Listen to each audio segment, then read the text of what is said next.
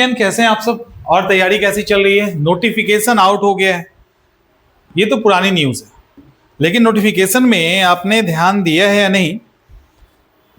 Notification में क्या है कि 1230 है ना, टोटल 1230 सीटों के लिए नोटिफिकेशन है।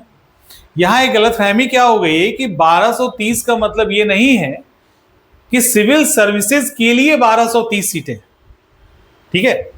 जो सिविल सर्विसेज है उसके लिए 1077 सीटें हैं, 1077। इतना ही सीट पे रिजल्ट आएगा, इसी का 10 गुना रिजल्ट आएगा, ना कि इसका 10 गुना आएगा। किसके लिए? सिविल सर्विसेज के लिए 72 का। यह संयुक्त प्रतियोगिता परीक्षा है। ये जो एग्जाम है आपका वो संयुक्त प्रतियोगिता परीक्षा है।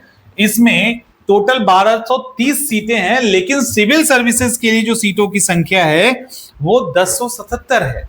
और इसमें टोटल 344 यानी इतना जो सीट है वो फीमेल के लिए रिजर्व है। तो 344 सीटें फीमेल के लिए है, अच्छी खासी संख्या है। इतनी सीटें लड़कियों के लिए है।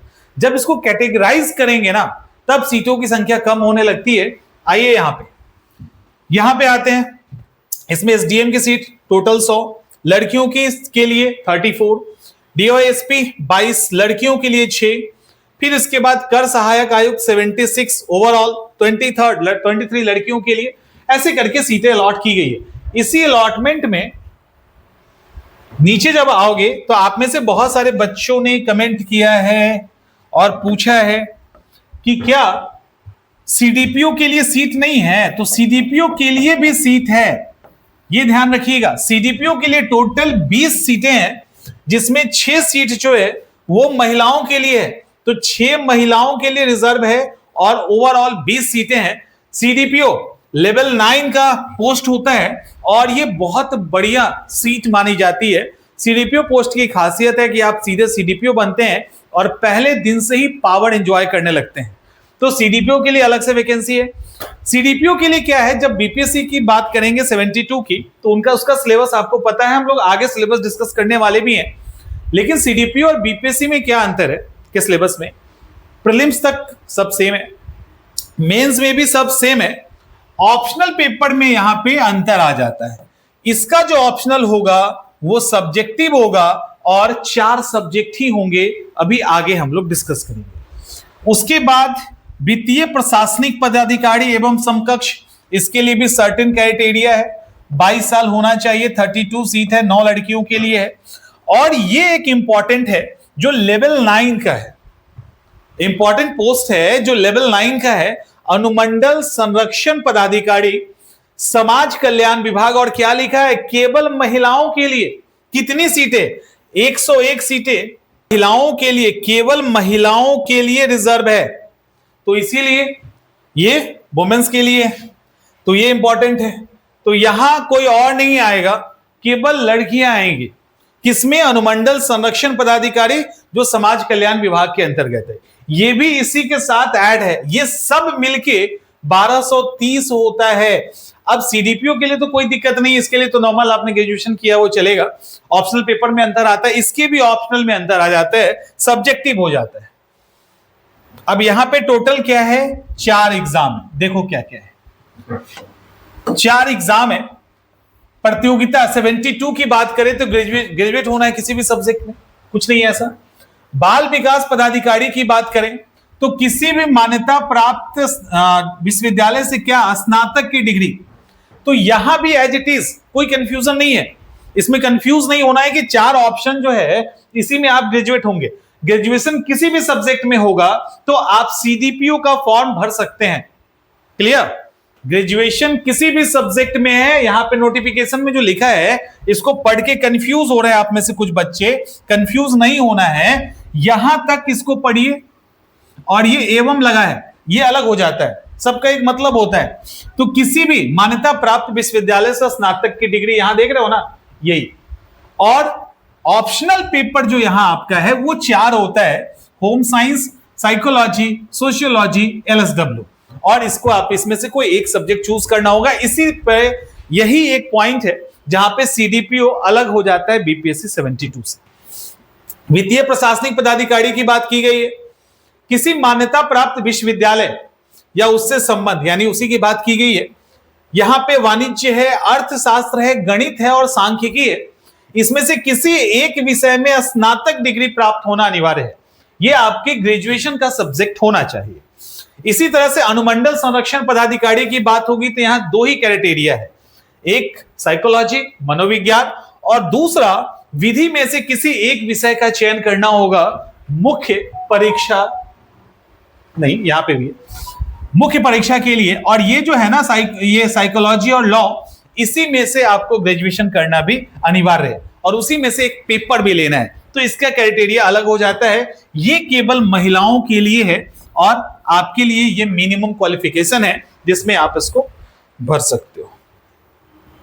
ऑनलाइन ऐसा कुछ तो अब है नहीं।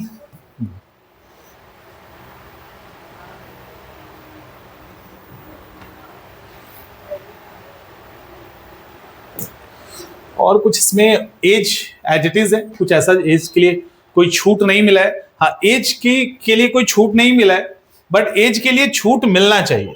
ठीक है, एज के लिए छूट मिलना चाहिए। देखो अलग अलग स्टेट है, आप अलग अलग, साउथ में भी कई स्टेट ऐसे हैं जहां पे मिनिमम एज 42 है, मिनिमम 42 है। तो मिनिमम 42 है तो बिहार में क्यों नहीं? एक सवाल आएगा ना, तो फिर बिहार में क्यों नहीं?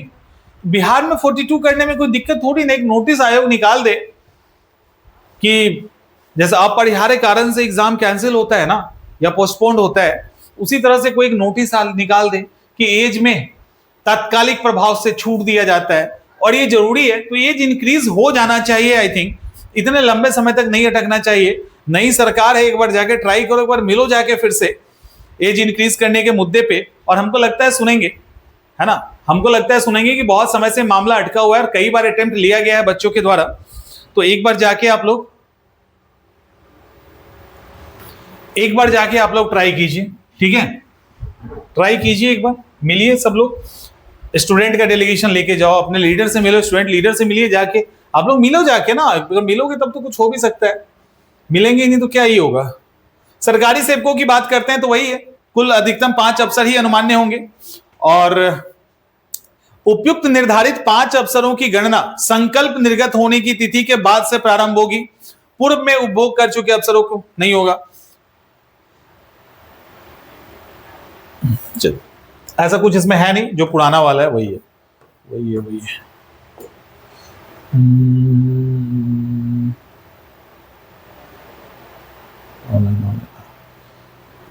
सिलेबस यहां पे दिया गया है किसके लिए?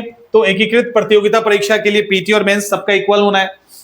जैसे यूपीएससी में देखो ना, आईएफएस का भी होता है ना एक साथ में, फॉरेस्ट सर्विस का यूपीएससी के अंदर है ना, फॉरेस्ट सर्विस एक साथ होता है, तो प्रीलिम्स एक साथ हो जाता है, बाद में उनको अलग कर दिया जाता है और फिर मेंस का प्रोसेस उनका अलग होता है। यही चीजें होंगी, आप प्रीलिम्स एक साथ देंगे, कट ऑफ अलग अलग बनेगा और फिर उनका मेंस का प्रोसेस अलग हो जाएगा। तो यही चीजें यहां पे बताई गई है। यहां पे सिलेबस है, ठीक है, सिलेबस है, तो सिलेबस है तो यूपीएससी का बीपीएससी का सिलेबस हमें पता है। बीपीएससी का सिलेबस क्या है? प्रीलिम्स ऊपर में हमने देख लिया जो दोनों के लिए है। सामान्य हिंदी 100 अंक का 30% लाना ही लाना है। जीएस 300 अंक का पहला पेपर, दूसरा पेपर 300 अंक का, निबंध 300 अंक का और ऐच्छिक विषय यानी ऑप्शनल पेपर जो है वो 100 नंबर का है, एमसीक्यू टाइप का है, यही अंतर आ जाता है। और इतने सारे ऑप्शन है, इसमें से आपको किसी एक को चूज कर लेना है बस। ये तो हो गया इसका। अब देखो यहां, अब सीडीपीओ का देख लीजिए। ये जो सीडीपीओ का सिलेबस है, सीडीपीओ का सिलेबस है, उसको अच्छे से देख लो। और यहां से अंतर स्टार्ट होता है। यहां आपको जीएस में प्रीलिम्स साथ में है तो वहां पे कुछ बताना नहीं है। मेंस की बात करें तो जीएस पेपर तक सब ठीक ठाक है, एज इट इज है। हिंदी जीएस पेपर 1 और 2, यहां से एस से गायब हो गया। क्या अंतर है? एस से खत्म है। और ऑप्शन में क्या है?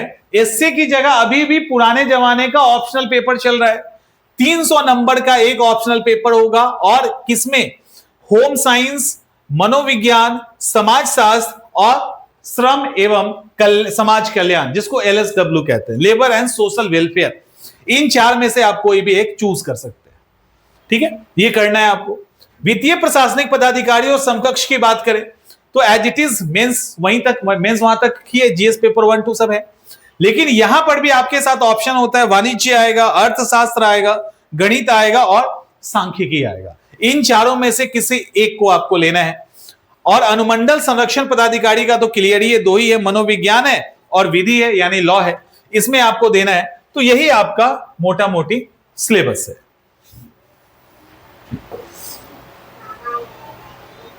अब ये ओटीआर बताया गया, वो सब हम देख लेना। ठीक है, तो ये आपका सिलेबस है।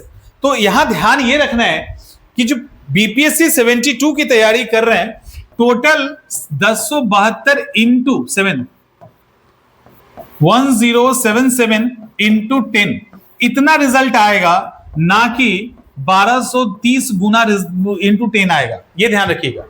72 वालों के लिए जो सीटों की संख्या है वो 1230 नहीं है, 1077 है। इट मींस एक अच्छी खासी संख्या यहां कम हो रही है। समझ में आ रहा है ना? तो ये दिमाग में नहीं रखना कि 1230 है। और वैसे लड़कियों की बात करें तो लड़कियों के लिए 344 अभी डिस्कस कर चुके थे। तो एक अच्छा मौका है, अच्छे से अटेम्प्ट लीजिए, अच्छे से एग्जाम निकालिए, और बाकी बातें जो है वो हम लोग बाद में करेंगे। मिलते हैं नेक्स्ट